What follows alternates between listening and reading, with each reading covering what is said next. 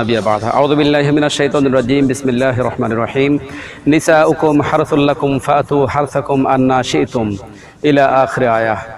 সম্মানিত দর্শক মণ্ডলী, আল্লাহ তাআলার মেহেরবানিতে আজ এমন একটি বিষয় নিয়ে আমি আপনাদের কাছে উপস্থিত হয়েছি। সেটি হলো যে অত্যন্ত আভ্যন্তরীণ একটি বিষয়। অনেকেই জানতে চেয়েছেন যে দয়া করে যদি এই বিষয়টা একটু বলেন, যদিও বা বিষয়টা অত্যন্ত গোপনীয়তা, তবে আমাদের জানার অত্যন্ত প্রয়োজন। সেটি হলো যে অনেকেই প্রশ্ন রেখেছেন যে স্ত্রী তো প্রত্যেকটা ব্যক্তির বা প্রত্যেকটা মানুষের তার যে বৈধ স্ত্রী তার জন্য হালাল, এটা ব্যবহারের নিয়ম এবং নীতিটা কি? অনেকেই এটা জানেন, আবার অনেকেই জানেন না, যার কারণে পশ্চিমা দেশের যেই সমস্ত সভ্যতা আপনারা মনে করছেন এটা অনেক সময় নিজেরা যৌবনের চাহিদা মেটানোর জন্য আবেগের বশীভূত হয়ে এটা অনেক সময় করে ফেলি। ইসলামের দৃষ্টিকোণ থেকে এটার ব্যাপারে আমরা একটুখানি দেখার চেষ্টা করি। হযরতে ওমর রাদিয়াল্লাহু তাআলা আনহু তিনি বলেন, এক রাত্রে আমি আমার স্ত্রীকে, যেহেতু আমার স্ত্রী আমার জন্য বৈধ, তা আমি আমার স্ত্রীর সামনের দিক দিয়ে ব্যবহার করি। তো কোনো একটা রাত্রে আমি আমার স্ত্রীকে পিছনের দিক দিয়ে সামনের রাস্তাটা ব্যবহার করে ফেলেছি। তো যেহেতু ইতিপূর্বে কখনো এ কাজ আমি করিনি, লাইফ ফার্স্ট টাইম এই কাজটা আমি করেছি আমার জীবনে। তো আমি খুব চিন্তিত হয়ে গেলাম এবং ভাবলাম হালাকতো, যে আমি নিজে হালাক হয়ে গিয়েছি, এটা আমি কি করলাম। তো সারাটা রাত আমি খুব পেরেশানির ভিতরে আমার রাত অতিবাহিত হলো। সকালে আমি সালাত আদায় করে আল্লাহ নবীকে বললাম, ইয়া রাসূলুল্লাহ, আমি হালাক হয়ে গিয়েছি। আল্লাহ নবী বলেন, কি হয়েছে আমার? তো আমি রাতের পুরো বিস্তারিত ঘটনা আল্লাহ নবীকে বললাম। তো আল্লাহ নবী যেহেতু এই ব্যাপারে তখন আল্লাহ রাসূল জানতেন না, সুতরাং আল্লাহ নবী চুপচাপ ছিলেন, কোনো কথা তখন তিনি বললেন না।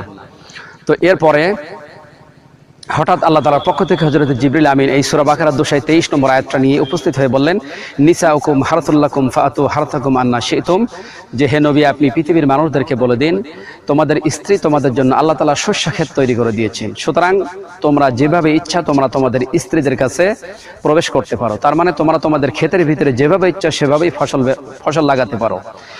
তার মানে হযরত ওমর রাদিয়াল্লাহু তাআলা আনহুর মাধ্যমে আমরা সকলেই এটা জানতে পেরেছি বা জানতে পারলাম যে আমরা আমাদের হালাল স্ত্রীকে যেভাবে ইচ্ছা সেভাবেই ব্যবহার করতে পারবো। দাঁড়াই পারেন, বসে পারেন, শুয়ে পারেন, পিছন দিক দিয়ে পারেন, তবে যেভাবেই আপনারা করেন না কেন, লজ্জা স্থান বা আপনার স্ত্রীর যে যৌনাঙ্গ, ওই যৌনাঙ্গটাই কিন্তু আপনাকে ব্যবহার করতে হবে। সে যে কোনো পথ দিয়ে হোক, পিছন দিক দিয়ে পাইসের রাস্তা বলেন, বাথরুমের রাস্তা বলেন, এটা কিন্তু ব্যবহার করতে পারবেন না। মলদরে আপনি যদি বলেন যে যেহেতু পিছন দিক দিয়ে যখন করা যায় তাহলে এটা মলদর দিয়ে করি, এটা হলো ইহুদি এবং খ্রিস্টানদের একটা নিকৃষ্ট কালচার। আল্লাহ তাআলা এই পথটাই, এটা তো অপবিত্র পথ, এইখানে তো আপনাকে এই ধরনের অশালীন কাজ করতে নিষেধ করেছেন, সুতরাং এখানে কাজ করা যাবে না। আপনি পিছন দিক দিয়ে সামনের পথটা আপনাকে ব্যবহার করতে হবে, এটা আল্লাহ তাআলা আপনার জন্য বৈধতা করে দিয়েছেন। আর কোনো ব্যক্তি পিছন দিক দিয়ে যদি তার স্ত্রীর মলদর বা পাইসের রাস্তায় ব্যবহার করে, ততক্ষণ পর্যন্ত আল্লাহ তাআলা তার প্রতি লানত নামাতে থাকেন, গজব নামাতে থাকেন। এটা আমরা একটা বিষয় জানতে পারলাম, পিছন দিক দিয়ে আপনার স্ত্রীর সামনের রাস্তা ব্যবহার করতে পারবেন, দাঁড়াই পারবেন, বসে পারবেন, যেভাবে পারবেন আপনার হালাল স্ত্রীকে আপনি করবেন। 2 নম্বর পয়েন্ট, সেটি হলো যে আপনার স্ত্রীর যৌনাঙ্গ দেখতে পারবেন এবং হাত দিতে পারবেন কিনা। জি, আপনার স্ত্রীর যৌনাঙ্গে আপনি হাত দিতে পারবেন, প্লাস দেখতেও পারবেন, কোনো অসুবিধা নেই। অনেক ভ্রান্তি কথা আছে যে স্ত্রীর যৌনাঙ্গের দিকে যদি কোনো ব্যক্তি তাকায় তাহলে তার বাচ্চা অন্ধ আসবে। জি, এটা মিথ্যা কথা, এটা প্রবাদ এবং কাল্পনিক। আপনার স্ত্রীকে আপনি দেখতে পারবেন। আপনি যেই খেতে প্রবেশ করবেন ফসল উৎপাদন করার জন্য, তা আপনি যদি খেতে চোখ বন্ধ করে প্রবেশ করেন তাহলে কি আপনি ফসল লাগাবেন কিভাবে? সুতরাং আপনার স্ত্রীকে, আপনার যেখানে যা আছে সব কিছু আপনি দেখতে পারবেন, এটা আপনার জন্য হালাল।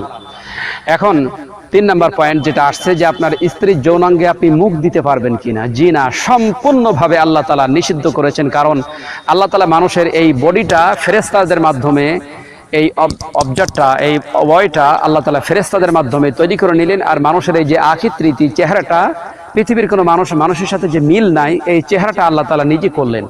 আর জবানটা আল্লাহ তাআলার পুত ও পবিত্র, এই জবান দিয়ে আল্লাহ তাআলার প্রশংসা করে থাকি, আল্লাহ তাআলার গুণগান করে থাকি, আল্লাহ তাআলা তাসবিহ তাহলিল করে থাকি। এই জবান দিয়ে স্ত্রীর যৌনাঙ্গে লজ্জা স্থানে কোনো ব্যক্তি যদি মুখ দেয়, ওর প্রতি অভিশাপ নামবে, আল্লাহ তাআলা লানত নামবে ওর প্রতি। আর এই ব্যক্তি এত কুৎসিত, তার অভিরুচি এত বাজে যে যৌনাঙ্গটাকে বা কি বলে উত্তেজিতটা বেশি করার জন্য, বেশি শোক নেওয়ার জন্য কোনো ব্যক্তি যদি স্ত্রীর যৌনাঙ্গে মুখ দেয়, স্ত্রী তার স্বামীর যৌনাঙ্গে যদি মুখ দেয়, এর চেয়ে অশালীন, অপদস্থ, অসম্মান আর কিছু হতে পারে না। সুতরাং স্বামী এবং স্ত্রী তারা সুখ সম্প্রাপ্য যেগুলো আছে সব ভোগ করবে, কিন্তু স্ত্রীর যৌনাঙ্গে বা স্বামীর যৌনাঙ্গে কোনো স্বামী এবং স্ত্রী মুখ দিতে পারবে না, সম্পূর্ণভাবে নিষিদ্ধ এটি। আল্লাহ তাআলা কিন্তু লানত নামাবে এটি। সুতরাং আমরা দর্শক মণ্ডলী যারা আছেন তাদেরকে বলতে চাই, আপনার হালাল স্ত্রী হালালভাবে আপনি ব্যবহার করবেন। পথ ও পদ্ধতি আল্লাহ এবং তার নবী দিয়েছেন, কিন্তু এখানে খবরদার আপনার স্ত্রীর যৌনাঙ্গের উপরে মুখ দিবেন না, এবং আপনার স্ত্রী আপনার যৌনাঙ্গের উপরে মুখ দিতে পারবেন না। দেখতে পারবেন, কোনো অসুবিধা নেই, দেখা নিষেধ নেই, হাত দিতে নিষেধ নেই, আপনার হাত দিয়ে উত্তেজিত করতে পারবেন, এটা কোনো লজ্জার বিষয় নয়, আপনি এটা করতে পারবেন, কারণ আপনি গোপনে করবেন। এটা আল্লাহ তাআলা আপনার জন্য বৈধতা করে দিয়েছেন। আবার আপনি মনে করেন না এই বৈধতা নিয়ে যে কোনো মহিলাকে করবেন, জি না, হারাম হারাম হারাম কুল্লু হারাম। তো যাই হোক, আমরা দর্শক মণ্ডলীদেরকে বলতে চাচ্ছিলাম, অত্যন্ত গুরুত্বপূর্ণ এবং গোপনীয় বিষয়টাকে আমরা ক্লিয়ার করে দিলাম।